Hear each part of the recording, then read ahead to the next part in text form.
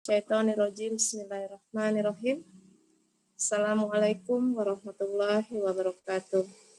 Waalaikumsalam warahmatullahi wabarakatuh. Innal hamdalillah nahmaduhu wa nasta'inuhu wa nastaghfiruh wa na'udzu billahi min shururi anfusina wa min sayyiati a'malina. May yahdihillahu fala mudhillalah wa may yudlil fala hadiyalah. Asyhadu an la ilaha illallah wahdahu la syarikalah wa asyhadu anna Muhammadan abduhu wa rasuluh. Ya ayyuhalladzina amanu taqullaha haqqa tuqatih wa la tamutunna illa wa antum muslimun. Ya ayyuhalladzina amanu qulu qawlan sadida yuslih lakum a'malakum wa yaghfir lakum dzunubakum wa may yuti'illaha wa rasulahu faqad faza fawzan 'azima. Mahat Majelis Taklim kelas hadis yang senantiasa dirahmati oleh Allah Subhanahu wa taala. Alhamdulillah binikmatihi tatimmu sholiha. Allah masih ketemukan kita dalam kondisi yang sehat, nikmat iman, nikmat sehat, sehingga Allah masih terus berikan kita kemudahan di dalam majelis ilmu. Salawat dan salam tak lupa kita haturkan kepada Nabi kita, Nabi Muhammad SAW, beserta keluarga, sahabat, dan para pengikutnya yang senantiasa istiqomah berjalan di atas sunnah-sunnah beliau hingga yaumil akhir. Mahat, sebelum taklim dimulai, mari sama-sama kita awali kajian kita pada pagi hari ini dengan membacakan basmalah. Bismillahirrahmanirrahim. Hari ini masih tentang bab riba, hadis ke 1022 ya Ustadz. Tapi kalau mau diulang dari 1021 juga nggak apa-apa sih Ustadz. Tafadhol Ustadz. Bismillahirrahmanirrahim. Assalamualaikum warahmatullahi wabarakatuh. Waalaikumsalam warahmatullahi wabarakatuh. Innal hamdalillah nahmaduhu wa nasta'inuhu wa nastaghfiruh wa na'udzu billahi min syururi anfusina wa min sayyiati a'malina. May yahdihillahu fala mudilla lahu wa may yudlil fala hadiyalah. Asyhadu an la ilaha illallah wahdahu la syarika lah wa asyhadu anna Muhammadan abduhu wa rasuluh la nabiyya wa la rasula ba'da. Allahumma salli wa sallim wa barik ala nabiyyina Muhammadin wa ala alihi wa ashabihi wa man tabi'ahum bi ihsanin ila yaumil qiyamah ma ba'd. Ibu-ibu para ummahat, jamaah sekalian yang dirahmati Allah Subhanahu wa taala. Puja dan puji syukur kita panjatkan kepada Allah Subhanahu wa taala atas segala nikmat yang diberikan kepada kita semuanya. Nikmat berupa kesehatan, kesempatan, dan juga nikmatul iman wal Islam. Sehingga pada kesempatan pagi hari ini, alhamdulillah kita bisa mengikuti kembali kajian rutin kita, yaitu kajian kitab Al-Lu'lu' wal Marjan, satu kitab yang memuat hadis-hadis sahih yang disepakati oleh dua imam besar dalam hadis, yaitu Sahih Bukhari dan Sahih Muslim. Dan kita sudah sampai pada pembahasan riba. Ini masih terkait dengan masalah muamalah. Bagaimana kita harus memahami apa yang diperintahkan oleh Allah dan melaksanakannya, kemudian juga kita memahami dan mengerti apa yang menjadi larangan Allah dan Rasul-Nya, kemudian bagaimana kita berusaha untuk betul-betul menghindarinya. Dan salah satu hal yang dilarang oleh syariat, yang dilarang oleh Allah dan Rasul-Nya dalam Al-Quran, dalam hadis-hadisnya yang sahih terkait dengan riba ini sangat banyak, dan ancaman juga sangat luar biasa dahsyat.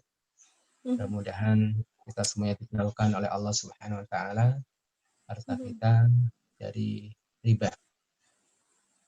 Ibu-ibu silakan dibuka, yaitu hadis nomor 1021. Kita mulai saja dari 1021 pembahasan tentang riba. Iya. Jadi riba ini ketika terjadi tukar menukar, baik tukar menukar antara alat transaksi jual beli ataupun bahan makanan, yang itu termasuk bagian daripada komoditi riba. Dan ketika tidak terpenuhi syaratnya, maka bisa jatuh pada riba. Baik riba disebut dengan riba fadl, artinya riba yang berlebih dari yang semestinya, ataupun riba nasi'ah.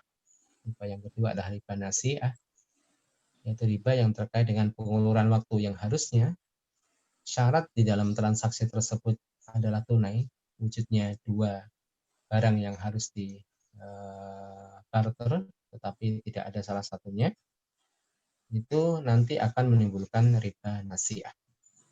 Kita kembali baca dahulu ibu-ibu, hadis 1021, nanti kita akan kembali sedikit mengulas terkait dengan masalah riba, dan kemudian kita lanjutkan pembahasan yang lain.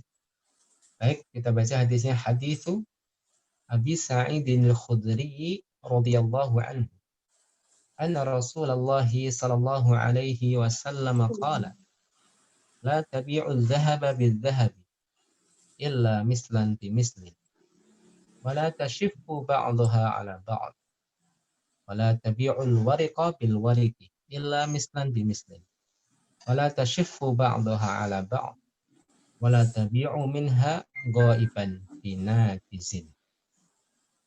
Silahkan dibaca. Bismillahirrahmanirrahim. Bapak mau baca? Udah, saya dulu deh, aku yang kedua nanti. Oke, bis. Abu Sa'id Al-Khudri radhiyallahu anhu meriwayatkan, Rasulullah SAW bersabda, jangan kalian berjual beli emas dengan emas, kecuali sama jumlahnya, dan jangan kalian lebihkan yang satu atas lainnya. Jangan kalian berjual beli perak dengan perak, kecuali sama jumlahnya, dan jangan kalian lebihkan yang satu atas lainnya. Dan jangan kalian berjual beli yang disegerakan atau hadir dengan yang diakhirkan atau ditangguhkan. Ya, ini rahmat Allah. Yang pertama, di antara komoditi riba adalah emas dan perak. Ataupun hari ini dikiaskan dengan mata uang yang digunakan untuk transaksi jual beli. Seperti alat transaksi resmi di negara kita adalah rupiah, ataupun alat transaksi resmi untuk negara lain, ringgit, rial, dan lain sebagainya. Itu para ulama dikiaskan dengan emas dan perak. Artinya emas dan perak pada zaman Nabi Muhammad Sallallahu Alaihi Wasallam dan beberapa masa setelahnya digunakan sebagai alat transaksi jual beli.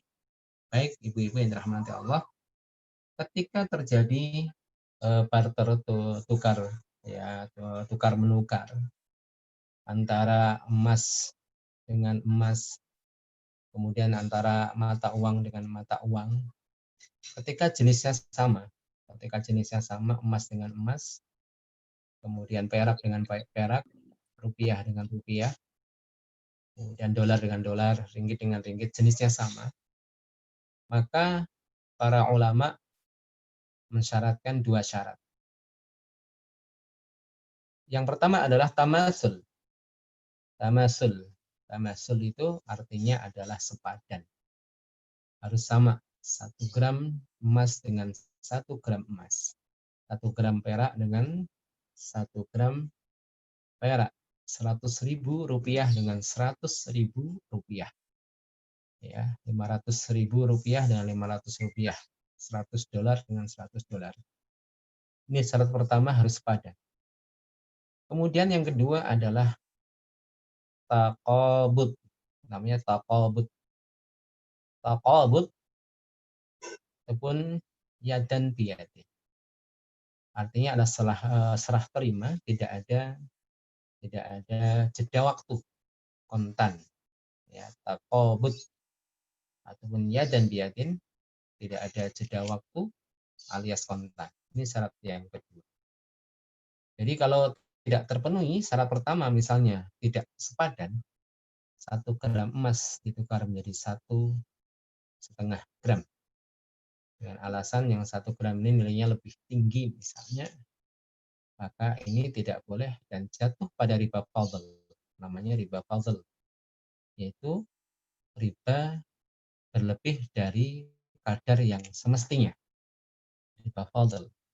Kemudian ketika tidak terpenuhi syarat yang kedua, yaitu syarat tukar menukar yang harus dilakukan secara tunai, langsung, tidak ada jeda waktu. Kalau terjadi ada jeda waktu, maka jatuhnya adalah riba nasi'ah. Terjadinya adalah riba nasi'ah.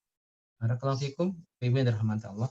Ini catatan pertama terkait dengan emas kemudian emas, dinar, ataupun perak, yaitu dirham, ataupun dikiaskan dengan mata uang modern, itu disamakan dengan emas dan perak. Ketika terjadi tukar menukar antara benda-benda ini yang sesama jenis, syaratnya ada dua: emas dengan emas, perak dengan perak, rupiah dengan rupiah. Dan yang semisalnya, syaratnya harus dua. Yang pertama adalah ayyakuna mutamasilan, harus adanya tamasul, yaitu sepadan. Tidak boleh lebih, seperti 100.000 rupiah ditukar dengan 95.000 rupiah dengan alasan pecahan receh ataupun semisalnya, itu tidak boleh, karena itu dinilai sebagai riba fadl namanya, riba berlebih dari kadar yang semestinya. Kemudian yang kedua adalah taqabud. Taqabud itu artinya adalah harus tunai, tidak boleh ada jeda waktu, tidak boleh yang satu wujud, yang satu tidak wujud, diberikan kemudian hari, itu tidak boleh terjadi. Kalau terjadi berarti terjadilah riba nasi'ah, artinya riba yang terkait dengan jeda waktu yang ada di dalam transaksi tukar menukar. Baik, ibu-ibu yang dirahmati Allah, ketika tukar menukar emas, perak, dinar, dirham, ataupun alat-alat transaksi yang lain yang dipakai hari ini, tetapi tidak satu jenis, misalnya emas dengan perak beda jenis, rupiah dengan dolar, bagaimana syaratnya? Maka kita baca hadisnya dahulu, yaitu hadis ke-1022. Hadis 1022. Hadisul Bara ibni Azib wa Zaid ibni Arqam an Abil Minhali. Qala sa'altul Bara ibn Azib wa Zaid ibn Arqam an sarfi. Fa kullu wahidin minhuma yaqul hadha khairu minni. Fa kilahuma yaqulna ha Rasulullah sallallahu alaihi wasallam an bai'iz dzahab bil warqi dainan. Silahkan dibaca. Bismillah. Abu Minhal berkata, aku bertanya kepada Bara bin Azib dan Zaid bin Arqam tentang sharf, jual beli emas dengan dirham atau sebaliknya. Keduanya berkata, ini baik menurutku, dan keduanya berkata, Rasulullah SAW telah melarang jual beli emas dengan perak sebagai utang. Salah satu dari penjual atau pembeli tidak ada di tempat jual beli. Iya, hadis ini masih masih membahas tentang masalah tukar menukar antara alat-alat transaksi jual beli. Pada zaman dahulu adalah emas, perak, dinar, dan dirham, yang hari ini adalah mata uang modern. Ketika berbeda jenis, maka syaratnya cuma satu, ibu-ibu, yaitu taqabud. Syarat yang kedua tadi, harusnya tunai, tidak boleh hutang, tidak boleh ada jeda waktu, barangnya sama-sama wujud. Misalnya emas dengan perak, emas dengan uang, rupiah misalnya, atau rupiah dengan ringgit. Jadi sesama alat transaksi jual beli, tapi beda jenis. Syaratnya cuma satu, taqabud. Apakah tidak disyaratkan tamasul, yaitu sepadan? Maka jawabannya tidak. Sama sekali tidak disyaratkan tamasul. Karena kalau disyaratkan tamasul, pasti akan terjadi kezaliman. Ada pihak yang dirugikan. Misalnya 1 gram emas ditukar sekian gram perak, ya, tidak sama 1 gram emas dengan 1 gram perak. Rupiah pun demikian, 1 juta rupiah ditukarkan dengan sekian dolar. Ya, tidak harus sama, tidak disyaratkan tamasul, karena memang berbeda jenis walaupun sama-sama sebagai alat transaksi jual beli atau sebagai ya alat tukar, ya, alat tukar menukar dalam transaksi keuangan. Jadi kalau beda jenis syaratnya cuma satu, yaitu tidak boleh dengan sistem hutang. Jadi misalnya orang yang kerja di Moniceng misalnya, maka uangnya memang harus langsung, ya, tidak harus sepadan tukar dolar dengan rupiah, tidak harus sepadan, memang beda, nilainya beda, tapi harus dilakukan dengan tunai. Sama halnya dengan beli emas, emas dianggap sebagai alat transaksi jual beli dan juga disebutkan oleh Rasulullah SAW dalam sebuah hadis, adzahab bidzahab, al-fiddah bil-fiddah. Jadi emas dengan emas, perak dengan perak, ada syaratnya. Makanya dari hadis yang kita baca ini dan penambahan dari bayan penjelasan para ulama, orang itu kalau beli emas, jadi tukar menukar rupiah dengan emas, itu tidak disyaratkan tamasul, tidak harus sepadan. Karena emas ditimbang, kalau uang tidak ditimbang, tapi dihitung jumlahnya. Jadi nggak pas memang. Tapi harus tunai. Makanya barakallahu fikum, para ummahat yang mudah-mudahan senantiasa diberkahi Allah, sebagian ulama mengatakan tidak boleh jual beli emas dengan sistem kredit. Nah, saya jual beli emas dengan sistem kredit, ataupun hari ini istilah menabung emas. Jadi kan sama saja menyicil emas. Berarti tidak tunai, emasnya ada, uangnya belum ada, karena bayarnya pakai cicilan. Ya, berdasarkan hadis ini dan penjelasan para ulama, karena emas itu adalah sebagai alat transaksi, ya, kemudian juga rupiah sebagai alat transaksi. Dan demikian juga dari hadis ini dan penjelasan para ulama terkait dengan maksud hadis yang semisal ini, tidak boleh menjual emas dengan sistem online. Kenapa? Karena salah satunya pasti ada jeda waktu. Ya, jadi uangnya dikirim, uangnya ditransfer, kemudian emasnya baru dikirim. Ini pendapat ya banyak dari para ulama. Walaupun ada catatannya ibu-ibu, ada catatan terkait dengan emas dan perak. Ya, sebagian ulama, khususnya ulama-ulama yang ada di MUI, fatwa MUI membolehkan. Jadi tidak disyaratkan lagi harus tunai. Jadi boleh menabung emas di beberapa bank syariah, membuka tabungan emas di Pegadaian Syariah dan sebagainya. Ataupun ada sebagian orang yang menjual emas dengan sistem online, dipasarkan di marketplace misalnya, jual beli emas. Berarti tidak tunai. Apakah boleh? Sebagian ulama seperti ulama-ulama MUI memberikan fatwa boleh. Karena mereka berpandangan bahwasanya emas dan perak hari ini tidak sebagai alat transaksi resmi. Itu ada pada zaman Nabi, sedangkan sekarang tidak dipakai. Makanya emas dan perak itu lebih dekat kepada komoditi barang biasa, bukan sebagai transaksi. Sehingga tidak ada larangan, yaitu jual beli emas dengan sistem kredit atau jual emas dengan sistem online. Wallahu a'lam bishawab. Ini terkait dengan emas ya ibu-ibu, dan perak juga. Tapi barakallahu fikum, tapi hati-hatinya memang ya tidak. Walaupun pendapat yang disampaikan OMU juga alasan cukup kuat, dari ilatnya, esensi daripada larangan barter emas dengan yang lain dengan syarat harus tunai itu tidak wujud hari ini karena esensinya memang nggak ada. Emas pada zaman Nabi sebagai dinar, yang itu sebagai tukar menukar, sebagai alat transaksi jual beli. Sedangkan sekarang tidak, emas tidak sebagai alat transaksi jual beli. Namun yang kita pakai adalah uang logam ataupun uang kertas ya, uang kertas dalam nilai yang besar, uang logam dalam nilai yang kecil. Itu sebagaimana yang kita lihat kita pakai sehari-hari. Barakallahu fikum, ibu-ibu, para ummahat yang dirahmati Allah Subhanahu wa taala. Ini terkait dengan tukar menukar sesama alat yang digunakan sebagai transaksi jual beli. Emas, perak ataupun mata uang modern. Jadi ketika terjadi penukaran sesama jenis syaratnya ada dua. Sedangkan kalau sudah berbeda jenis syaratnya hanya satu saja. Dua syarat itu yaitu sepadan, kemudian harus tunai, seperti emas dengan emas, perak dengan perak, rupiah dengan rupiah. Sedangkan kalau beda jenis, emas ke perak, kemudian rupiah ke dolar, rupiah ke ringgit, maka tidak disyaratkan harus sepadan, tidak disyaratkan, tapi disyaratkan harus tunai.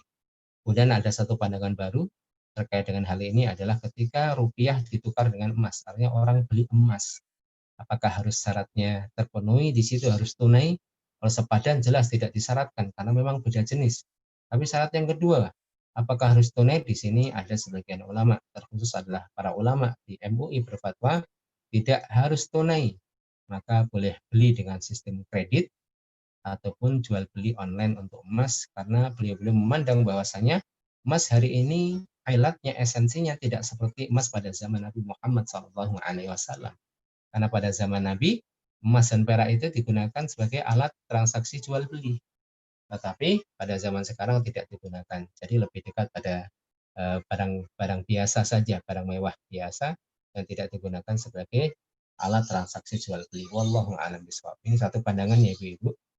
Ya kita serahkan kebenarannya kepada Allah Subhanahu wa taala. Tapi intinya apa yang disampaikan MUI juga memiliki alasan yang kuat. Baik, barakallahu fikum.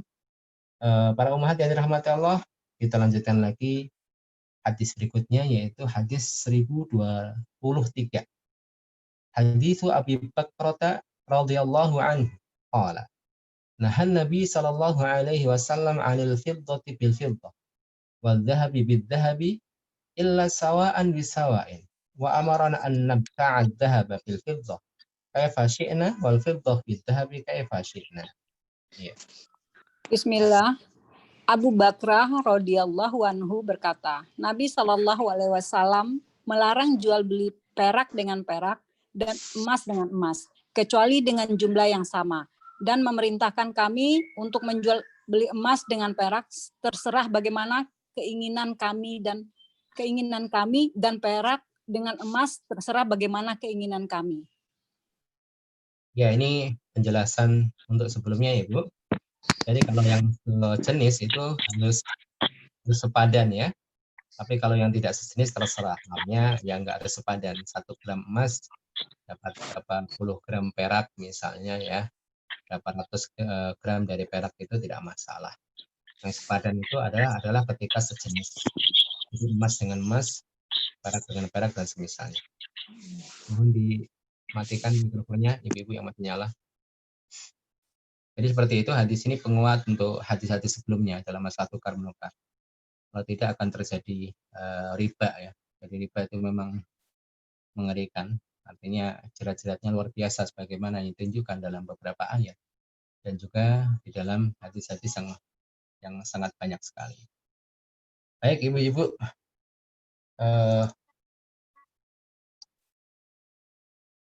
ini terkait dengan riba dalam komoditi emas, perak dan yang semisalnya seperti mata uang modern. Yang selanjutnya adalah komoditi riba yang terkait dengan makanan. Jadi ketika terjadi tukar menukar antara makanan yang termaktub di dalam hadis ataupun makanan-makanan yang nanti dikiaskan dengan yang disebutkan di dalam hadis. Nanti juga ada syarat-syaratnya. Jadi pembahasan selanjutnya adalah menjual atau barter tukar menukar makanan. Hadis Abi Sa'id al-Khudri radhiyallahu anhu wa Abi Hurairah anna Rasulullah sallallahu alaihi wasallam istamala rajulan ala Khaybar faja'ahu bitamrin janibin faqala Rasulullah sallallahu alaihi wasallam aklu tamrin Khaybar hakadha qala la wallahi ya Rasulullah inna la na'khudhu as-sa'a min hadha bis-sa'ain was-sa'aini bis-salasah faqala Rasulullah sallallahu alaihi wasallam la taf'al bi'al jama'a bid-darahim summa bata' bid-darahim janiban. Silahkan baca.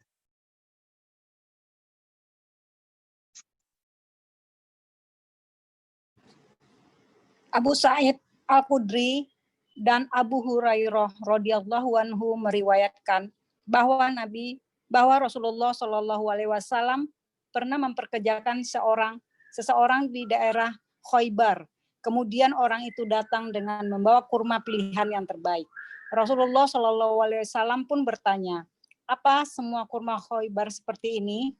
Orang itu berkata, "Demi Allah, tidak wahai Rasulullah, dan kami biasa menukar atau barter 1 sok dari jenis kurma ini dengan 2 sok kurma lain, dan 2 sok kurma ini dengan 3 sok kurma lain." Rasulullah Shallallahu alaihi wasallam pun bersabda, "Jangan kamu lakukan, juallah semua kurma biasa dengan dirham. Kemudian beli kurma yang baik dengan dirham itu." Ya. Ini pembahasan selanjutnya tentang riba di dalam tukar menukar, yaitu adalah tukar menukar makanan yang masuk pada komoditi riba. Disebutkan dalam hadis komoditi riba dari makanan adalah kurma, kemudian gandum ya, gandum putih, gandum merah, kemudian garam, nanti disebutkan di sini Bu. Dan kemudian hadis-hadis yang makanan-makanan yang disebutkan dalam hadis sebagai komoditi riba dikiaskan dengan makanan yang berupa biji-bijian. Artinya biji-bijian seperti padi yang itu nanti digiling menjadi beras, dimasak jadi nasi ya. Itu juga masuk pada bagian ini. jagung. Jadi makanan pokok berupa biji-bijian yang disimpan, termasuk kacang juga ya. Baik ibu-ibu yang dirahmati Allah Subhanahu wa taala. Jadi kalau terjadi tukar menukar antara makanan pokok yang itu memang disimpan, bisa disimpan ya. Itu kalau sesama jenis, misalnya korma dengan korma, ditukar antara korma dengan korma, maka syaratnya dua, persis dengan pembahasan tukar menukar mata uang tadi. Kalau korma ditukar dengan korma, maka syarat pertama adalah tamasul, harus sepadan 1 kilogram korma dengan 1 kilogram korma. Kalau orang mengatakan, Ustadz, korma saya kan korma ajwa, sedangkan yang lain kormanya biasa, harganya saja beda. Ini persis dalam hadis ini. Yaitu Rasulullah Shallallahu Alaihi Wasallam memperkerjakan seseorang untuk merawat kebun korma di Khaybar. Jadi Khaybar itu aslinya adalah dulu dihuni Yahudi, dan mereka takluk di tangan kaum muslimin, akhirnya tanahnya dimiliki oleh kaum muslimin, tapi masih dipekerjakan. Orang-orang Yahudi menggarap tanahnya dengan nanti bagi hasil. Ada sebagian orang yang dipekerjakan dari kalangan kaum muslimin untuk menyirami, menggarap. Ya. Jadi barakallahu fikum. Kemudian dia membawa tamar yang bagus, korma yang bagus. Sampai Rasulullah mengatakan, apakah korma yang dihasilkan dari kebun Khaybar seperti ini semuanya? Rasulullah mengatakan tidak. Orang itu mengatakan, ya, menjawab tidak semua seperti itu. Maka kami biasa menukar korma yang bagus ini dengan korma yang tidak sebagus ini dengan lebih. Artinya kita mendapatkan lebih. 1 sok ini mendapatkan 2 atau 3 sok dari korma yang lain. Kenapa? Karena korma ini bagus, nilainya mahal gitu kan. 1 sok adalah 4 mud. 1 mudnya adalah 2 cakupan orang dewasa ya, orang Arab tentunya Ibu. Seperti ini, itu 1 mud, 1 soknya 4 mud. Ini jelas sekali. Kenapa di barter dengan korma yang lain dengan mendapatkan selisih? Ya, 1 sok mendapatkan 2 sok. Karena korma itu bagus, tetapi Rasulullah melarang. Jangan. Kalau pengen dapat korma yang bagus, ya korma-korma yang kurang bagus itu dijual dengan dirham, hari ini dengan rupiah, maka belikan pakai rupiah itu korma yang bagus. Jadi barter antara sama makanan yang itu masuk komoditi riba, itu kan ada aturannya. Korma dengan korma, jagung dengan jagung, padi dengan padi, kalau terjadi barter, itu nggak boleh selisih. Oh ini beras lokal, beras bagus, apa beras merek beras itu, yang bagus-bagus ditukar sama beras raskin, beras miskin. 1 kilo, nggak mau beras miskin, ini beras bagus tukar dapat 3 kilo. Itu nggak boleh. Ibu. Jadi kalau orang punya jatah beras miskin, itu banyak, pengen dia makan beras yang bagus, maka berasnya itu tidak ditukar. Ya, tapi kalau orang mau ya silahkan, nggak apa-apa. Berarti orang itu dermawan sekali menukarkan beras yang bagus dengan beras yang kualitasnya kurang bagus. Kalau tidak mau, jelas biasanya yang punya beras bagus nggak mau lah, sekilo sama sekilo rugi. Ya, kalau dia mengikhlaskan berarti ada sedekah di situ. Tapi kalau dia meminta lebih terjadi riba. Beras saya bagus, 1 kilo kamu kasih saya 2,5 kilo atau 3 kilo atau minimal 2 kilo. Ya, baru impas nih. Misalnya seperti itu, maka tidak boleh. Kalau terjadi seperti itu, maka jatuhnya riba fadl. Yaitu riba berlebih dari kadar yang selazimnya dan yang semestinya. Makanya kalau orang punya beras yang kualitasnya kurang bagus, ya dijual dulu, baru membeli beras yang kualitasnya bagus. Beras dengan beras, korma dengan korma, ya jagung dengan jagung, maka syaratnya ada 2. Yang pertama harus sepadan. Dan yang kedua adalah syaratnya taqabud. Syaratnya apa Ibu? Taqabud atau yadan biyadin. Harus serah terima. Ya ini beras saya, ini beras kamu. Ya serah terima. Dan sampai kita barter dong, ini beras saya ambil 10 kilo. Ya beras saya nanti saya tukar waktu panen. Enggak boleh waktu panen. Tapi beda nanti kalau akadnya utang-utang ya Ibu, beda lagi, walaupun sama bentuknya. Udah saya minta nih berasnya nanti saya bayar ya, nanti beda lagi. Kalau utang-utang ya boleh. Tapi kalau akadnya barter, tukar menukar jadi haram Ibu. Ya, jadi kalau beras sama beras, gabah sama gabah, harus kontan, yadan biyadin. Selain sepadan, harus kontan. Baik. Kemudian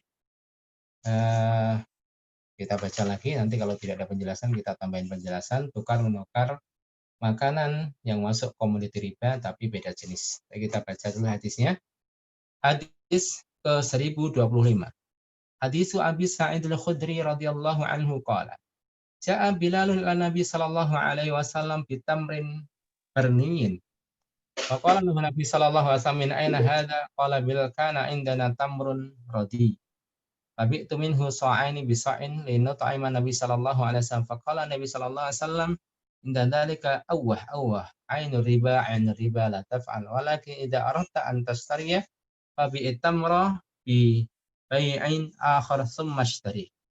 Ya, silakan dibaca. Bismillahirrahmanirrahim. Abu Sa'id Al-Khudri radhiyallahu anhu berkata, Bilal datang menemui Nabi Shallallahu alaihi wasallam dengan membawa kurma barni atau jenis kurma terbaik. Nabi Shallallahu alaihi wasallam pun bertanya kepadanya, "Dari mana kurma ini?" Bilal menjawab, "Kami memiliki kurma yang jelek, lalu kami jual 2 sok kurma tersebut dengan 1 sok kurma yang bagus agar kami dapat menghidangkannya kepada Nabi Shallallahu alaihi wasallam."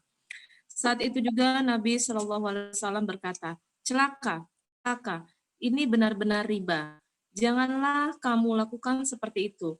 Jika kamu mau membeli kurma, maka juallah kurmamu dengan harga tertentu, kemudian belilah kurma yang baik ini." Baik, ini sangat jelas ya Ibu-Ibu, seperti dengan hadis sebelumnya. Jadi ternyata tukar menukar itu ya ada syariatnya. Coba kalau kita itu tidak paham akan ilmu ini.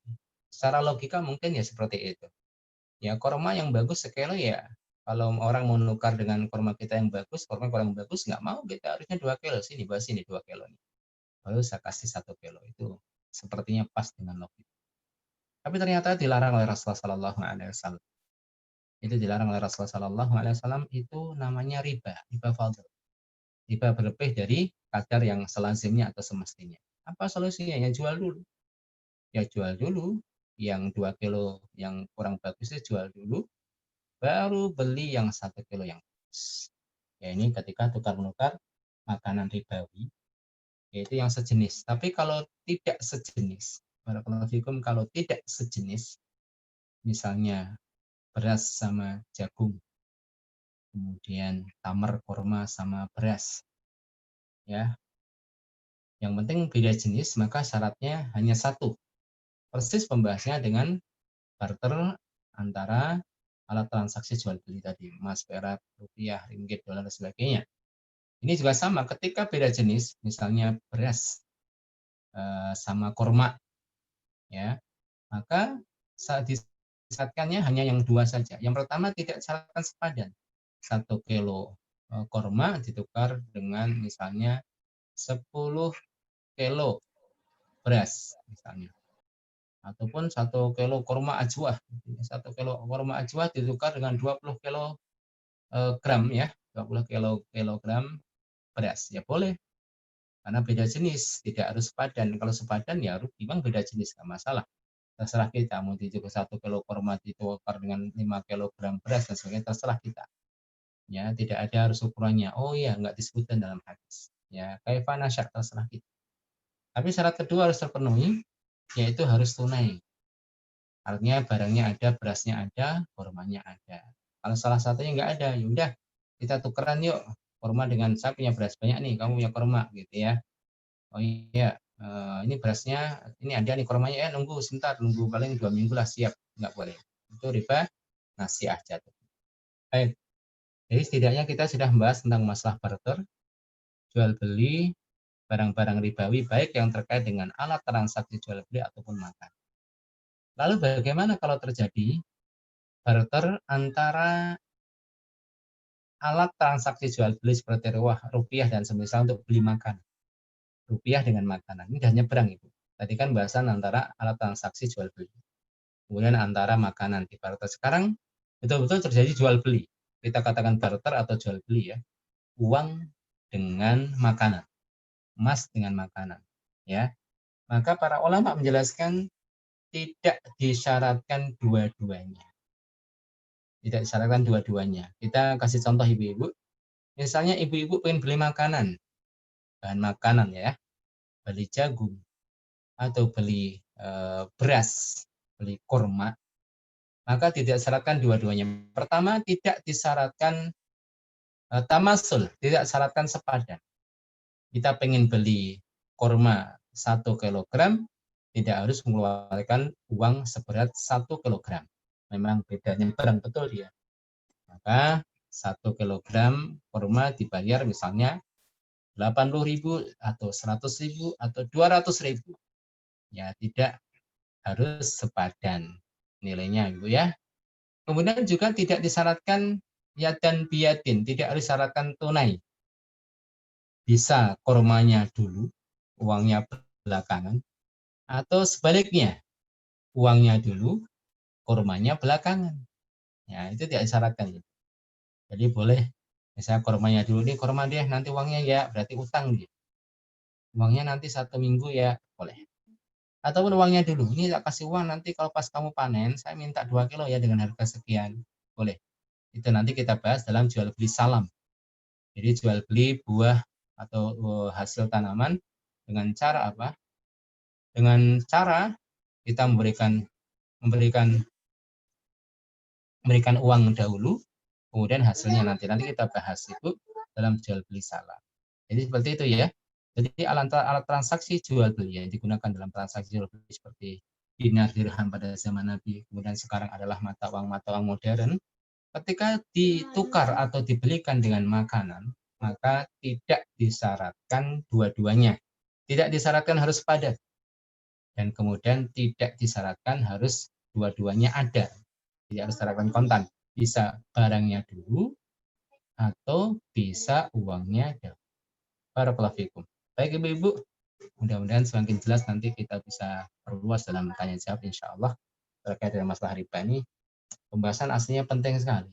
Nah, artinya kalau tidak dijelaskan kadang-kadang memang agak sulit ya, agak sulit masalah riba ini. Padahal aslinya simple. Riba seperti apa sih riba gitu ya. Baik, tidak semua yang haram itu riba. Ya, ada yang haram tapi bukan alasannya riba.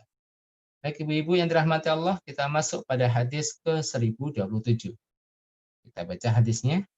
Hadisu Abi Sa'id al-Khudri radhiyallahu anhu wa Usamata an Abi Salihin Az-Zayyati.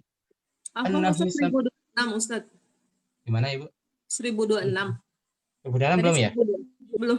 Tadi 1025 Ustaz. Apaan? Sekarang 1026. Ya, baik, kita baca 1026. Hadisu Abi Sa'idin radhiyallahu anhu qala. Kunna nurzaqu tamral jama' wa huwal khiltu minat tamri wa kunna nabi'u sa'aini bis-sa'. Faqala Nabi sallallahu alaihi wasallam la sa'aini bis-sa'in wala dirhamaini na'am. Ya, silakan. Abu Sa'id radhiyallahu anhu berkata, kami pernah diberi kurma campuran antara yang baik dan yang jelek. Dan kami jual 2 sok kurma campuran itu dengan 1 sok kurma bagus. Nabi SAW bersabda, tidak boleh menjual 2 sok dibayar 1 sok dan 2 dirham dengan 1 dirham. Ya, hadis ini sebagai pengumpul dari pembahasan riba seluruhnya ya Ibu, terkait dengan masalah alat transaksi keuangan tidak boleh kalau sesama jenis dirham dengan dirham, perak dengan perak ya 1 gram perak dengan 1 gram perak, 1 dirham dengan 1 dirham kalau ditukar. Baik Ibu yang dirahmati Allah, kemudian masalah makanan juga demikian, kalau sejenis tidak boleh berbeda 1 sok kurma yang bagus dengan 1 sok kurma yang tidak bagus. Ya 1 sok sama 1 sok, 1 kilo dengan 1 kilo. Tapi yang ini yang bagus, lebih bagus Ustaz, kalau ditukar kita rugi.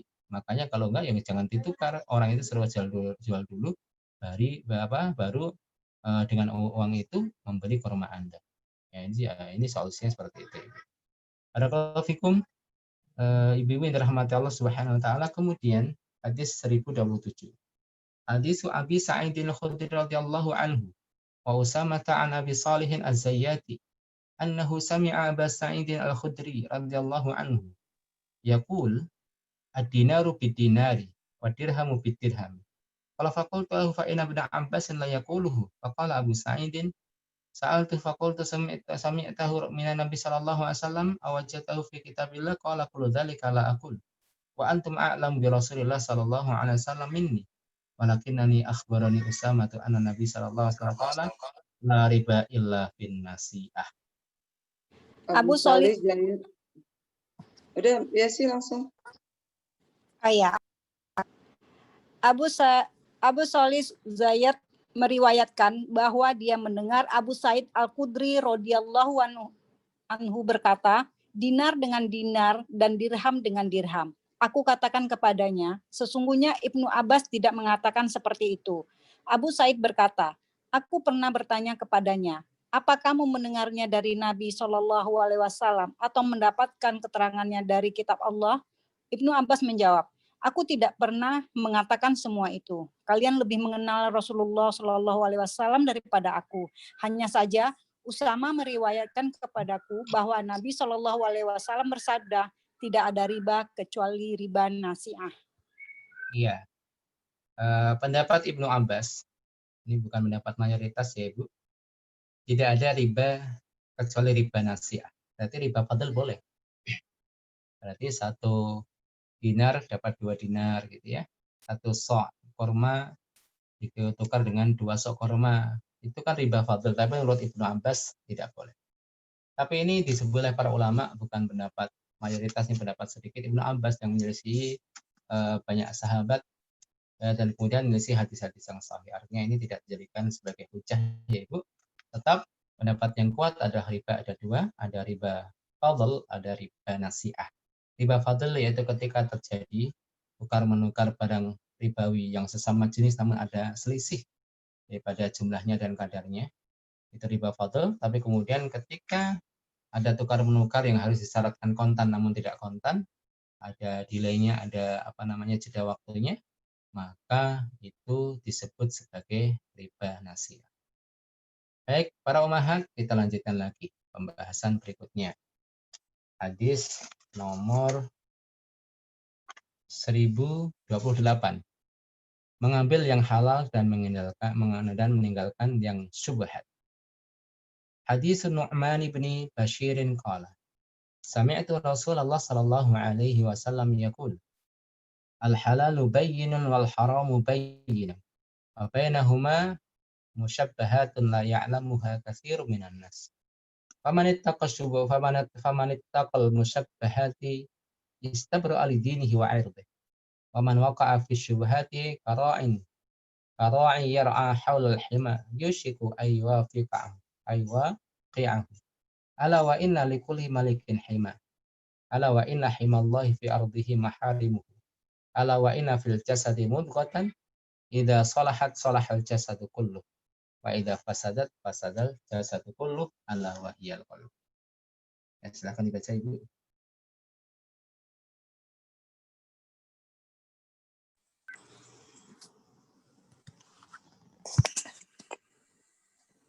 Bismillahirrahmanirrahim.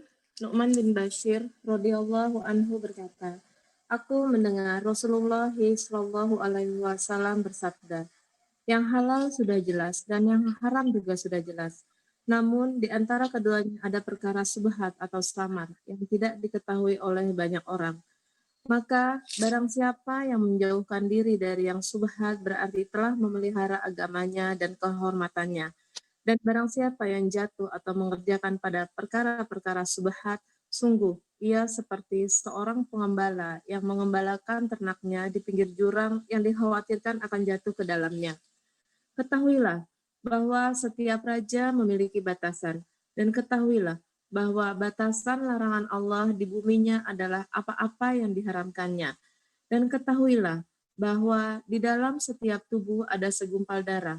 Apabila segumpal daging itu baik, maka baiklah seluruh tubuh tersebut. Dan apabila segumpal daging itu rusak, maka rusaklah pula seluruh tubuh tersebut. Ketahuilah, segumpal daging itu adalah hati. Baik Ibu-Ibu, semuanya perkara agama ini ada perkara yang jelas ya, tentunya bagi mereka orang-orang yang belajar ilmu agama. Sehingga yang halal itu adalah perkara yang jelas, yang haram adalah sesuatu yang jelas. Antara keduanya ada perkara yang samar. Makanya kesamaran dalam perkara agama itu sifatnya adalah relatif. Kadang samar bagi orang awam, namun tidak samar bagi orang-orang yang mengetahui, bagi mereka orang-orang ahli. Bagi orang-orang yang sudah mengetahui hukum-hukum syariat, ini nikmat dari Allah. Karena ilmu yang diperoleh seseorang adalah bagian daripada nikmat Allah. Maka kita dianjurkan untuk mengikuti Nabi kita, meminta tambahan kepada Allah ilmu, Rabbi zidni ilma. Jadi banyak nikmat yang Allah berikan kepada kita dan Nabi diperintahkan oleh Rabbnya, wa qur Rabbi zidni ilma, katakanlah ya Rabbku tambahkan kepadaku ilmu. Karena dengan ilmu orang mengetahui mana yang halal dan mana yang haram. Sehingga setelah mengetahui, tersisa satu tugas lagi, yaitu bagaimana dia mengamalkan. Jadi menghalalkan yang halal, menikmatinya dengan yakin bahwa itu halal. Kemudian mengharamkan yang haram, yakin akan hal itu haram. Yang penting yakin dulu. Yakin kalau hal itu haram, tahu dan yakin itu haram, itu penting. Karena kalau orang melakukan melanggar keharaman, ada orang yang melanggar keharaman karena memang faktor syahwat, karena dia tidak bisa menahan syahwatnya, sehingga dia melanggar keharaman tersebut. Walaupun terkadang orang malah menganggap itu tidak haram, padahal haram, tapi dia anggap dirinya itu haram. Menghalalkan yang haram itu bahaya. Kemudian ilmu seseorang terkadang terbatas, tidak mengetahui hukum dalam perkara agama, khususnya hal-hal yang mungkin pelik ya. Makanya kalau orang tidak tahu, prinsipnya apa ya Ibu? Hati-hati. Oh, saya ini masih syubhat bagi saya belum tahu hukumnya, saya tidak lakukan dulu. Tidak apa-apa, itu artinya syubhat, karena Rasulullah SAW menjelaskan satu indikasi. Kalau orang itu berani dikit-dikit melakukan sesuatu yang masih syubhat, itu indikasi dia akan mudah jatuh pada yang haram. Maka prinsipnya apa Ibu-ibu? Sesuatu yang syubhat lebih baik memang dihindari. Tapi perkara syubhat ini memang sifatnya adalah nisbi atau relatif. Syubhat bagi sebagian orang karena belum belajar agama, tapi tidak syubhat bagi sebagian orang. Oh, ini jelas boleh kok. Atau ini jelas haram. Syubhat dari mana? Jelas haram. Ini enggak syubhat lagi, jelas haram misalnya kan gitu kan.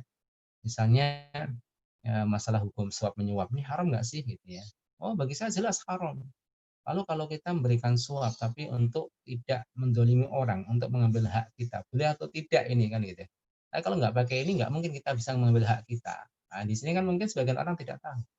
Misalnya ada orang yang dijatuhi hukuman oleh pengadilan, padahal tidak bersalah, dia tidak mencuri. Misalnya dengan tuduhan itu dia bisa dipenjara sekian lama kalau hukum Indonesia misalnya.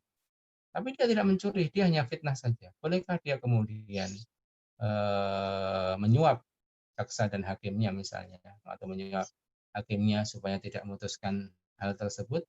Para ulama menjelaskan boleh suap dalam kondisi seperti ini karena mengambil haknya. Dia berhak untuk tidak dihukum. Supaya tidak dihukum maka dia menyuap. Nah, ini kan perkara yang tidak diketahui oleh banyak orang. Ya, semua suap itu haram. Tidak ada sisi-sisi suap yang tidak haram. Tapi pada hukum asalnya haram. Namanya suap itu haram walaupun disebut sebagai hadiah. Nama itu bisa diubah-ubah sesuai dengan selera orang yang ingin menghalalkannya, Ibu-ibu.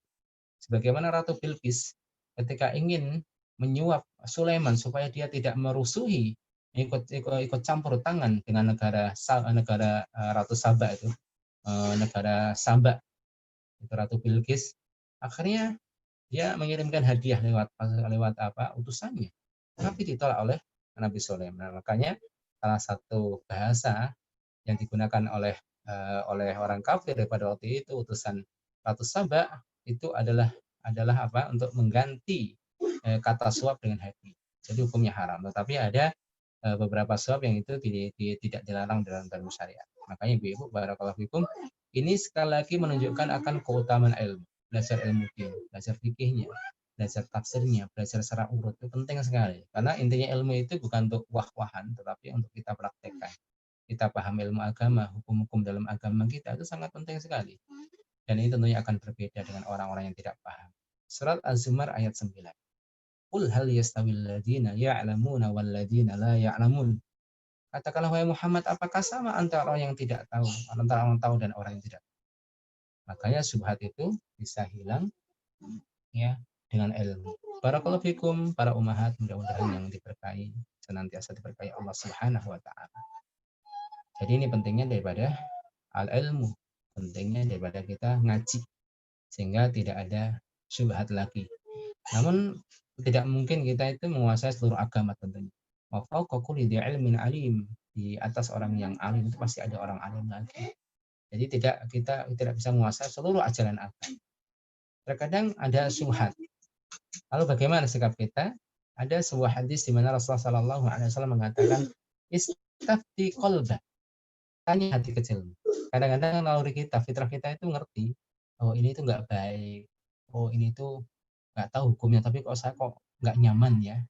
Makanya dalam hadis yang lain Rasulullah Shallallahu Alaihi Wasallam menyampaikan dalam hadis Imam Muslim dari sahabat An-Nawas bin Sam'an radhiyallahu anhu, Rasulullah Shallallahu Alaihi Wasallam menyampaikan, al-birru husnul khuluq wal ismu ma haka fi sadrika wa karihta ayattali alaihi nas. Itu dosa adalah sesuatu kebaikan adalah husnul khuluq, akhlak yang baik. Sedangkan dosa adalah sesuatu yang bergemuruh di dalam hati kita, bergemuruh pada dada kita, artinya ya satu keraguan, kegamangan. Wa karihta ayattali alaihi nas, dan kamu tidak menyukai kalau perkara itu diketahui oleh orang lain. Itu sebagai indikatornya ya ibu-ibu, maka tanya hati kita, kalau kita merasa tidak nyaman, jangan-jangan itu haram, maka lebih baik dihindari. Karena ciri seorang mukmin adalah dia menghindari syubhat. Baik, karena syubhat itu diibaratkan apa ibu-ibu? Ibarat seorang pengembala yang mengembala wilayah di wilayah larangan. Jadi raja dunia itu punya wilayah-wilayah yang tidak boleh dimasuki oleh orang. Sebagaimana Allah raja di raja. Rajanya para raja, raja langit dan bumi. Allah memiliki daerah-daerah larangan yang disebut dengan an-nawahi. Itu larangan-larangan itu sendiri. Allah melarang ini, Allah melarang itu. Maka jangan mendekati larangan-larangan tersebut. Karena kalau orang mendekati larangan tersebut, takutnya masuk. Seperti Allah Subhanahu wa taala melarang perbuatan zina. Dan demikian juga Allah Subhanahu wa taala melarang laki-laki dan perempuan untuk berkholwat.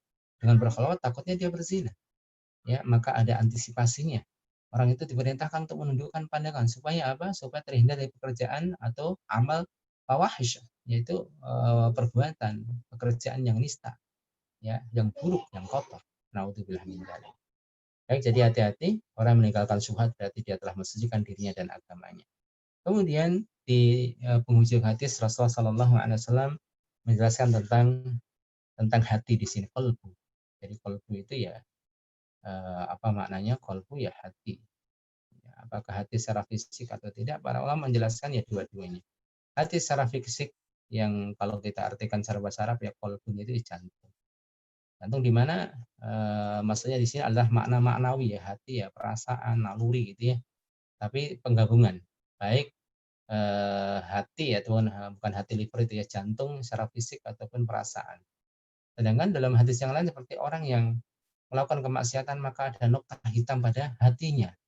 Apakah ini nyata atau tidak? Sebagian ulama mengatakan ini adalah maknawi, artinya hatinya menjadi kotor, bukan kemudian jantungnya jadi kotor, tidak. Tapi ada sebagian orang mengatakan dua-duanya. Ya, ada mengatakan dua-duanya. Wallahu a'lam bishawab. Tapi lebih kepada makna maknawi, sesuatu yang tidak nampak. Sehingga sesuatu yang paling penting di dalam diri manusia adalah hati. Dia yang menggerakkan, Bapak Ibu, dia menggerakkan seluruh anggota badan. Dia raja dari badannya, seluruh badannya itu adalah anggota dan pasukan hati tersebut. Maka dia yang menentukan. Kalau baik maka seluruh anggota badannya baik, kalau buruk maka. Kenapa kaitannya dengan hadis sebelumnya ibu-ibu, barakallahu fikum? Jadi di antara yang mengotori hati adalah makanannya. Makanan yang haram itu kemaksiatan yang bisa mengotori hati. Hati-hati ya. Artinya makanan-makanan atau harta-harta yang tidak jelas, mungkin ada syubhat di sana, bisa menjadikan hati itu kotor. Kalau hati sudah kotor maka akan menjadikan anggota tubuhnya tidak maksimal dalam beramal saleh. Karena kalau hatinya sudah tertutupi dengan kegelapan dosa dan maksiat, maka sulit rasanya cahaya nur hidayah Allah itu menembus hati. Seperti yang diumpamakan oleh banyak para ulama, bahwasanya hati bagi rumah ada seperti kaca yang memantulkan atau yang menembuskan cahaya. Yang menembuskan cahaya menerangi ruangan-ruangan. Kalau hati itu senantiasa bersih, ketika kotor langsung dibersihkan. Ketika bermaksiat langsung taubat kepada Allah dengan banyak istighfar, maka akan menjadi bening lagi sehingga bisa memasukkan cahaya ke dalam ruangan. Tapi ketika hati itu kotor dan kotor semakin kotor, tidak segera dibersihkan, sehingga berkarat pemiliknya itu sudah tidak mengerti mana yang benar, mana yang salah, mana yang hak, mana yang batil. Akhirnya betul-betul ya itu tadi, cahaya hidayah Allah tidak masuk ke dalam relung hatinya. Mendengarkan ayat-ayat Allah ya biasa, ya kemudian ya melakukan maksiat ya biasa, tidak sakit hatinya. Melakukan kebaikan ya biasa. Jadi sudah beda, sudah tidak bisa membedakan lagi. Dan ini tentunya berbeda dengan orang-orang mukmin. Dia mencintai kebaikan, dia membenci keburukan. dia cinta nabinya dan membenci orang yang membenci nabi. Makanya kalau kita mendengar melihat tentang orang-orang yang melecehkan kebenaran atau simbol daripada kebenaran itu, yaitu simbol terbaik yaitu Nabi Muhammad SAW, ketika dihinakan kalau kita marah berarti ya ada keimanan di situ. Tapi kalau kita nggak marah ya nggak tahu keimanan itu sembunyi di mana. Karena itu bentuk daripada ingkarul mungkar, bentuk daripada pengingkaran kemungkaran atau afid turuk dengan jalan yang paling lemah, dengan tangan tidak mampu, dengan lisan tidak mampu, minimal dengan perasaan, ya, dengan perasaan. Baik, barakallahu fikum. Intinya dalam masalah jual beli ada sebagian yang dianggap syubhat maka tinggalkan sampai tanyakan kepada para ulama kejelasannya. Intinya orang yang meninggalkan syubhat berarti dia telah mensucikan, membersihkan agamanya dari peluang-peluang potensi untuk menjadi kotor. Baik, hadis 1029. Menjual unta tapi masih dikendarai sampai tempat tujuan. Hadis Jabir radhiyallahu anhu, annahu kana yasiru ala jamalin lahu qad a'ya. Famara Nabi sallallahu alaihi wasallam fadarabahu fada'alahu fasara fi sayrin laisa yasiruhu mislahu. Tsumma qala bi'nihi biwaqiyah. Qultu la, tsumma qala bi'nihi biwaqiyah fa bi'tuhu. Fastasnaitu humlanahu ila ahli. Falamma qadimna ataituhu bil jamal wa naqadani samanahu. Tsumma saraftu fa arsala ala istri qala ma kuntu li akhudha jamalaka. Aku jamalaka dzalika fa huwa maluka. Ya, silakan. Jabir radhiyallahu anhu meriwayatkan bahwa ia pernah bepergian dengan menunggang unta yang sudah lemah. Nabi Shallallahu alaihi wasallam lewat dan memukul unta tersebut serta mendoakannya.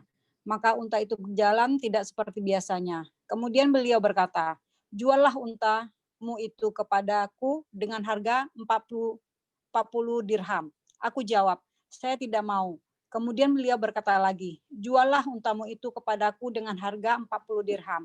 Aku pun menjualnya dengan syarat aku boleh menungganginya sampai di rumah keluargaku. Setelah sampai, aku serahkan unta tersebut kepada beliau dan beliau memberiku uang pembayarannya, lalu aku pergi. Tak lama kemudian beliau mengikutiku dan bersabda, "Aku tidak akan mengambil untamu. Ambillah untamu dan uang itu menjadi hartamu." Iya. Dari Ibu.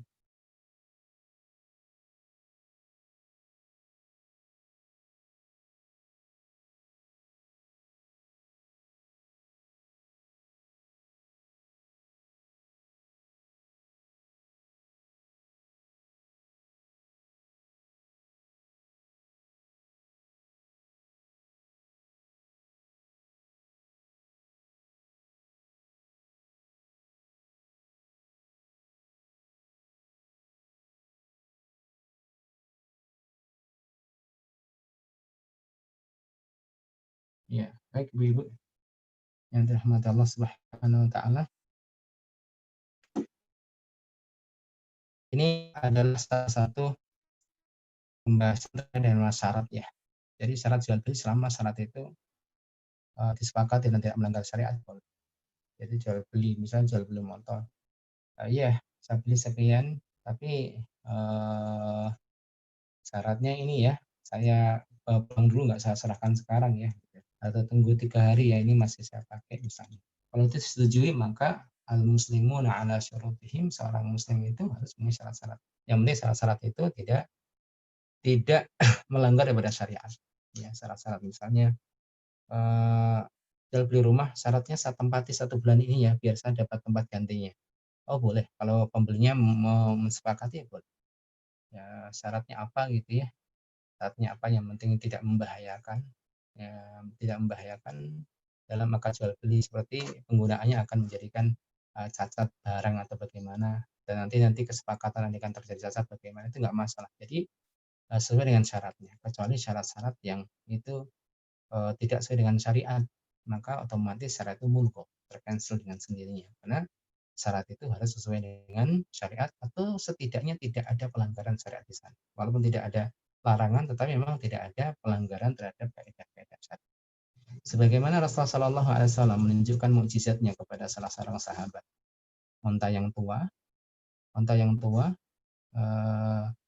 kemudian didoakan oleh Rasulullah, kemudian dia bisa berjalan bahkan lebih daripada yang semestinya. Rasulullah mengatakan, juallah kepada aku. Enggak, saya enggak jual. Mungkin karena enggak enak ya, udah tua untanya, untuk apa sih gitu kan.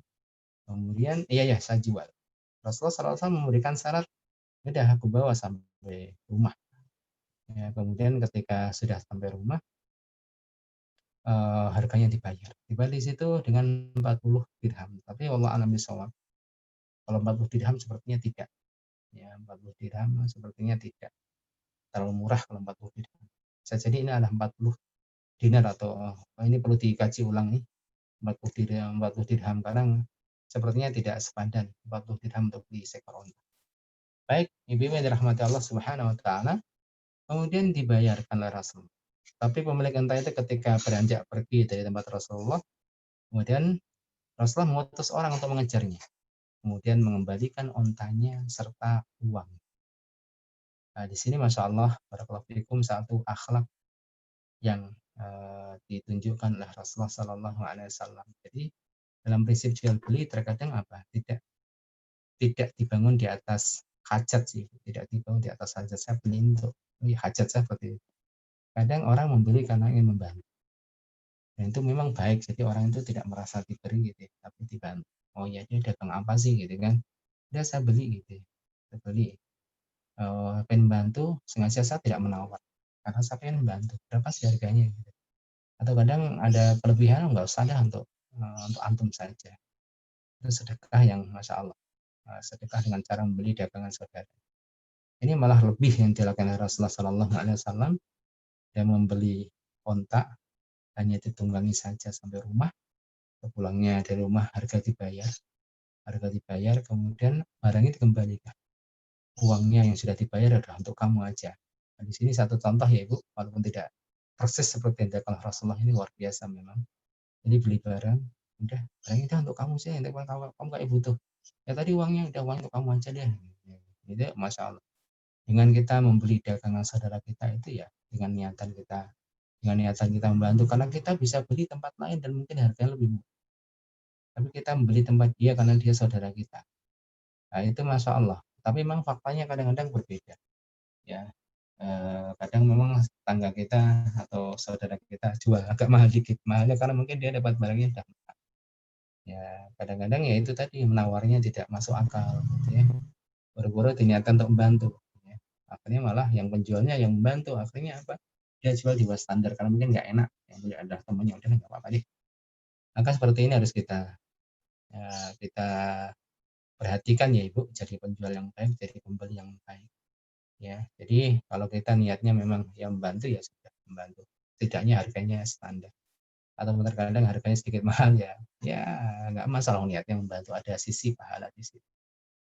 Baik ibu-ibu yang dirahmati Allah, ini contoh baik Rasulullah Shallallahu Alaihi Wasallam tentang masalah syarat dan juga bagaimana motivasi seorang yang membeli barang dagangan ternyata tidak selamanya karena faktor hajat ya. Sebagaimana Rasulullah Shallallahu Alaihi Wasallam ya perlunya untuk pulang aja misalnya, ya udah di situ kembalikan aja. Padahal itu kalau hitungannya benar itu tidak murah ya, satu onta tidak murah, tidak kayak sepertinya tidak 40 dirham. Baik para umahat yang dirahmati Allah, kita baca lagi hadis berikutnya, hadis yang nomor berapa ini? 1030. 1030 Ustaz. Ya agak panjang, kita baca dulu. Hadis Jabir bin Abdullah qala Ghazawtu ma'a Rasulillah sallallahu alaihi wasallam qala fatalahaqa bi Nabi sallallahu alaihi wasallam wa ana ala nawdihin lana wa ta'ya fala yakadu yasir. Ya. Faqala li ma li ba'yadika qala qultu ayya qala fatakhallafa Rasulullah sallallahu alaihi wasallam fasajarahu wa ta'ala wa mazala baina yaday al-ibil qaddamaha yasir. Faqala kaifa tara ba'iraka qala qultu bi khairin qad asabatu barakatuka qala afatabi'uni qala fastahyaitu wa lam yakun lana nawdihun ghair qala faqultu na'am qala fabi'tuhu iyyahu ala annali faqara dhuhrihi hatta ablugal madinah qala faqultu ya Rasulullah inni arusun fasta'dantuhu fa adinali fataqaddamtun nas ilal madinah hatta ataitul madinah falaqiyani khali fas'alani 'anil ba'iri fa akhbartuhu bima sana'tu fihi falamani. Kalau qad kana Rasul sallallahu alaihi wasallam qala li aina sta'dantuhu hal tazawwajta fikran am sayban fa qultu tazawwajtu sayban. Fa qala hal tazawwajta fikran tula'ibuha wa tula'ibu. Qultu ya Rasulullah tuwfiya walidi wa istashhida wali akhwat sighar fa karihtu an atazawwaja mislahun. Fala tu'addibuhunna wa la taqumu 'alaihinna fa tazawwajtu sayban. Litaqumu 'alaihinna wa tu'addibna li tu'addibuhunna. Qala falamma qadima Rasulullah sallallahu alaihi wasallam al-Madinah wadawtu 'alaihi bil ba'ir fa'atani samanahu wa raddahu. Jadi ternyata Jabir bin Abdullah ya menjual ontanya ke Rasulullah dengan syarat ditunggangi oleh Jabir sampai rumah dulu baru dikasih gitu ya. Jadi yang menunggangi bukan Rasulullah tapi Jabir. Jadi dijual ke Rasulullah dan syaratnya tidak diserahkan langsung pada Rasulullah tapi bolehlah saya pakai dulu sampai rumah baru dijual. Baik, dibaca dulu maknanya ibu-ibu. Bismillahirrahmanirrahim. Jabir bin Abdullah radhiyallahu anhu mengisahkan, aku ikut berperang bersama Rasulullah sallallahu alaihi wasallam. Lalu beliau menghampiriku saat aku sedang menunggang unta milik kami yang sudah sangat lemah, hampir tidak sanggup berjalan. Beliau bertanya kepadaku, "Mengapa untamu?" Aku menjawab, "Kelelahan." Jabir berkata, Rasulullah sallallahu alaihi wasallam pun berbalik ke belakang, lalu menuntun unta itu dan mendoakannya. Beliau terus saja berada di dekat unta hingga unta itu berjalan mendahului. Lalu beliau bertanya kepadaku, "Bagaimana untamu sekarang?" Aku menjawab, "Baik, ia telah mendapatkan berkah Anda." Beliau berkata, "Apa kamu mau menjualnya kepadaku?" Aku malu karena tidak ada lagi unta yang kami miliki selain itu. Aku pun menjawab, "Ya." Beliau berkata, "Juallah untamu kepadaku." Aku pun menjual unta itu kepada beliau dengan ketentuan aku tetap boleh menungganginya sampai di Madinah. Aku berkata, "Wahai Rasulullah, aku ini pengantin baru." Lalu aku meminta izin kepada beliau untuk berangkat lebih dulu ke Madinah, dan beliau pun mengizinkanku. Lalu aku mendahului orang-orang menuju Madinah hingga ketika sudah sampai di Madinah, aku menemui pamanku atau saudara laki-laki ibu. Lalu dia bertanya kepadaku tentang untaku. Maka aku beritahu apa yang sudah aku lakukan dengan unta tersebut dan dia mencelaku. Jabir berkata, ketika aku mohon diri kepada Rasulullah Shallallahu Alaihi Wasallam, beliau berkata kepadaku, "Kamu menikahi seorang gadis atau janda?" Aku jawab, "Aku menikahi seorang janda." Beliau berkata, "Mengapa kamu tidak menikahi gadis sehingga kau dan dia bisa saling bercengkrama?" Aku menjawab, "Wahai Rasulullah, ayahku telah meninggal dunia atau mati syahid, dan aku memiliki saudara-saudari yang masih kecil-kecil. Aku khawatir bila aku menikahi gadis yang sebaya dengan mereka, ia tidak dapat membimbing mereka dan tidak dapat bersikap tegas terhadap mereka. Oleh karena itu, aku menikahi seorang janda agar ia dapat bersikap tegas dan membimbing mereka." Jabir berkata, sesampai Rasulullah Shallallahu Alaihi Wasallam di Madinah, aku segera menemui beliau, membawa unta tersebut. Beliau lantas memberiku uang harga unta tersebut, tapi beliau juga mengembalikan unta tersebut kepadaku. Iya, ini kisahnya ibu ya. Jadi yang punya unta tersebut Jabir bin Abdullah. Jabir anaknya Abdullah, bapaknya namanya Abdullah bin Haram. Abdullah bin Haram ini seorang sahabat yang meninggal di Medan Uhud. Yang meninggal di Medan Uhud meninggalkan banyak anak wanita, 9 atau 10 ya. Anaknya Abdullah bin Haram, saudari-saudarinya Jabir ini, sehingga dalam beberapa hadis termasuk hadis ini di mana disebutkan oleh beliau Jabir bin Abdullah alasan kenapa beliau menikahi seorang janda. Jadi memang apakah janda lebih utama? Ya tergantung kondisi ya Ibu. Secara umum menikahi gadis lebih utama. Tapi dengan pertimbangan yang lain, janda lebih utama. Misalnya seorang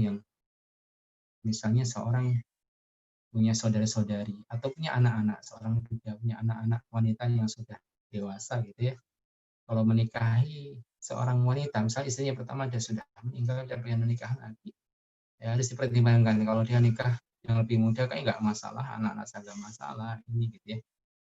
Nah, khususnya anak yang belum menikah misalnya. Tapi kalau takutnya ada masalah karena usianya kok malah di bawah anak-anaknya. Itu juga pertimbangan Jabir cukup bagus.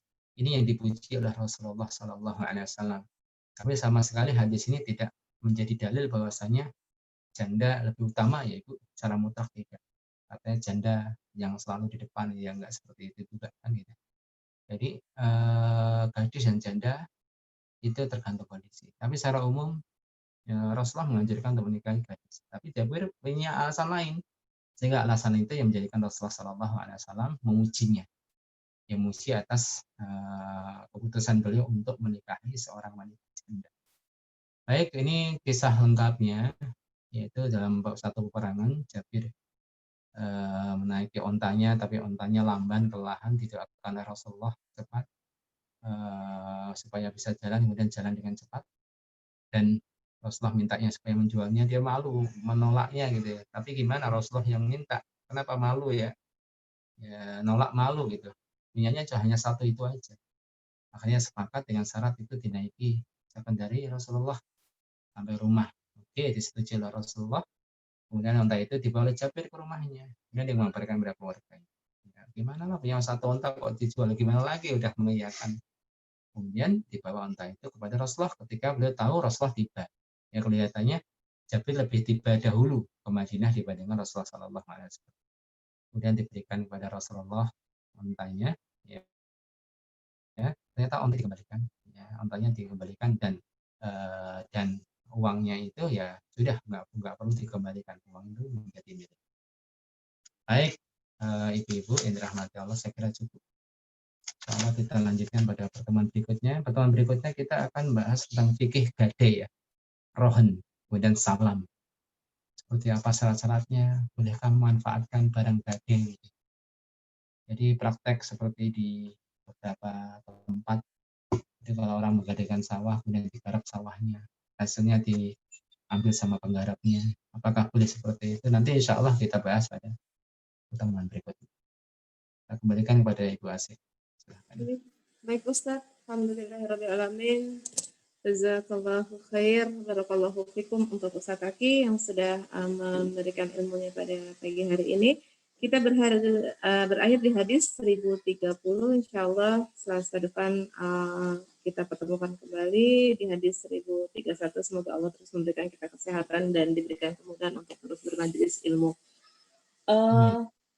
Ustaz, masih boleh kalau ada yang mau bertanya? Ya, silakan. Jika memang ada yang mau bertanya, dipersilahkan. Kalau ada yang tanya. Oh, Mbak Yesi, aku nanya ya. Oh ya Mbak Yesi.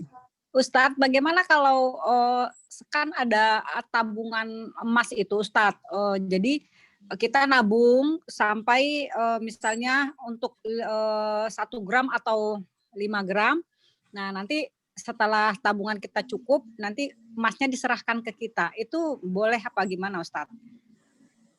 Iya, baik. Berarti kalau kita mengambil pendapat sebagian ulama ya, bagaimana penjelasan kita, emas dengan rupiah itu kan sama-sama, kalau kita katakan sama-sama alat transaksi jual beli, khususnya pada zaman Nabi. Emas juga sebagai dinar kan. Jadi syaratnya ada berapa Ibu? Kita kembali pada teori yang saya sampaikan tadi. Ada 2. Kalau yang itu ada 2. Kalau yang itu 1 ya. 1 ya. Kalau ya 1. Karena sudah beda jenis ya, rupiah sama emas. Sama-sama alat transaksi jual beli. Ya, 1 itu apa Ibu? Takobut. Takobut Ibu.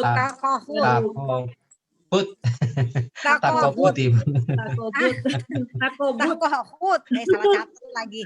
Takobut. Jangan salah Ibu, nanti saya yang salah. Takobut pakai bak. Takobut. Bukan takobut. Nah, itu artinya apa? Tunai ya Bu ya. Berarti tunai. Kalau menabung tunai enggak itu? Enggak. Nah, di situ itu. Jadi ribanya riba apa? Takobut. Nasi'ah. Nasi'ah. Karena memang tidak disyaratkan harus sama kan, beda jenis. Tapi kalau MUI membolehkan. Ya, kembali ke Ibu. Kalau saya enggak melakukan itu. Ditawari Oh, beberapa, saya hindari. tapi Tawari kan kayak gini Ustadz, afwan ya Ustadz, Mbak Yesi afwan ya aku ini. Tapi misalnya gini Ustadz, ada kan memang ada beberapa bank yang menawarkan seperti itu. Jadi misalnya nih, kita mau beli dengan harga emas hari ini gitu ya Ustadz. Jadi mereka kan ya Ustadz gitu kan misalnya untuk yang 10 gram misalnya LM dengan harga misalnya taruhlah 5 juta, misalnya seperti itu kan. Terus dia berikan hari ini dengan harga hari ini, terus nantinya misalnya kita harus membayar 1 tahun gitu loh Ustadz. Misalnya seperti itu kan yang dimaksud Bu Yesi itu berarti yang tadi termasuk takobut itu Ustadz? Iya, tidak takobut kan, karena dia bayarnya nggak kontan selama setahun itu kan, cicil. Dia Iya, nyicil. Iya, iya, iya benar. debit rekening gitu ya? Kadang harganya juga di up. Kalau up harga sih nggak masalah soalnya dalam jual beli kredit kan seperti itu. Misal kita menyiapkan dana untuk orang, misalnya orang kita beli cash, HP kita jual ke orang kredit dengan di up kan nggak masalah, itu tidak dilarang. Misalnya orang, masalahnya yang komoditi ribanya itu, emasnya itu. Kalau misalnya tidak emas nggak masalah sih Bu, tidak ada perdebatan. Misalnya Ibu punya apa, barang apa, usaha apa gitu ya, boleh kredit di tempat saya. Ibu misalnya jual beli alat apa yang Ibu belinya Oh, cash iya, iya, 1 iya. juta, Ibu jual, Komoditinya yang itu ya, iya bermasalah. komoditinya itu yang dipermasalahkan Ibu. Karena tidak semuanya masuk komoditi riba. Kenapa emas dimasukkan komoditi riba sebagaimana dalam hadis ini? Cuma MUI kenapa membolehkan? Karena dia melihat ilatnya, esensinya. Emas itu fungsinya sudah tidak sebagai alat transaksi, dia seperti barang yang lain, gitu loh. Ini Iya, saya iya. kasih pandangan dari MUI, itu artinya saya harus adil juga dan Iya, menghormati para betul. ulama juga. Tapi sementara ini saya ditawari beberapa ini, saya enggak. Oh Lebih gitu baik ya. saya tabung sendiri, istilahnya beli Tinggal logam beli mulia atau apa ya terkumpul semampu dulu. saya gitu kan. Gitu. Nah, karena memang ya kita nggak boleh kemudian mencaci sih, nggak boleh. Artinya perbedaan kita mempertahankan apa yang kita ini nggak apa-apa. Diskusinya kuat ini kok, tapi dalam ranah ini nggak boleh kemudian mengeluarkan orang dari zona. Tapi memang dari ulama-ulama, fatwa-fatwa para ulama yang luar negeri, Timur Tengah itu memang nggak ada yang boleh kan? Nggak ada ya. Nggak ada yang boleh kan. Makanya unik ini ya ulama MUI. Tapi ya mereka alim juga, kita menghormati. Mereka gabungan dari para ulama, ya tidak main-main, banyak doktornya, banyak ininya. Jadi ada kajian-kajian khusus. Tapi itu gambarannya Bu ya. Iya, Kenapa boleh? Ustaz. Jadi Ibu jadi tahu alasannya. Iya, Kenapa tidak boleh? Karena itu nanti riba nasiah gitu ya. iya. Kemudian kenapa kok boleh? Oh, karena itu emasnya bukan komoditi riba lagi untuk hari ini karena esensinya udah nggak ada. Emas tidak jadi dinar lagi. Intinya paham Iya, alasannya Ibu ya. iya, Mana iya, yang Ustaz. bolehkan, mana yang tidak. Wallahu a'lam bishawab. Iya. Jazakallah khair, Ustaz. Wah, iya. Kalau memang masih ada yang mau bertanya, dipersilakan. Tapi kalau sudah tidak, kita sudahi. Karena zuhur kurang 4 menit lagi ya, barangkali ya. Iya, iya, iya. Sudah aja kali ya. Udah Iya. ya. Ya, Baik ya. Ibu. Ya, akhirnya Umahat, kita sudahi dulu kajian kita pada siang hari ini. Kita tutup dengan doa kafaratul majelis dan hamdalah. Subhanaka Allahumma wa bihamdika asyhadu an la ilaha illa anta astaghfiruka wa atubu ilaik. Alhamdulillahirabbil alamin. Yang benar hanya dari Allah semata, yang salah dari saya pribadi. Assalamualaikum warahmatullahi wabarakatuh. Waalaikumsalam. Warahmatullahi wabarakatuh.